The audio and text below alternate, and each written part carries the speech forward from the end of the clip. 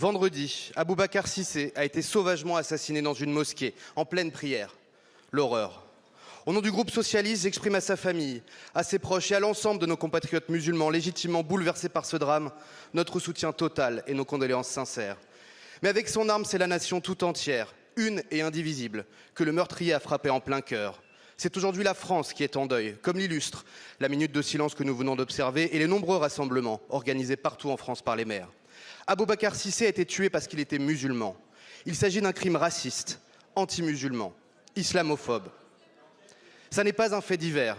Comme je l'exprimais il y a quelques jours à la tribune de notre Assemblée, notre pays connaît un climat nauséabond, un climat de division, de haine, alimenté par des discours politiques et médiatiques. Nos compatriotes musulmans ont peur, se sentent abandonnés, exclus de la communauté nationale. Je leur dis ici avec force, je le dis également à nos compatriotes juifs ou chrétiens et à toutes celles et ceux qui partagent cette crainte inadmissible pour leur sécurité. Au sein de la République laïque et universaliste, vous n'êtes pas seuls. Face à un tel drame, j'en appelle à l'unité nationale, car la division ne peut être le remède à la division. Et j'apporte bien évidemment mon soutien à notre collègue Jérôme Guedj.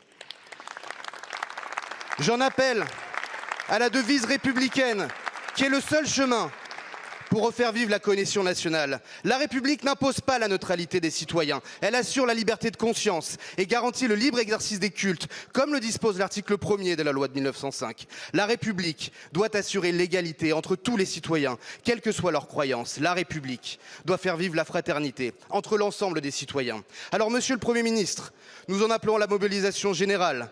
Allez-vous veiller à ce que la parole publique et médiatique ne stigmatise plus nos compatriotes musulmans?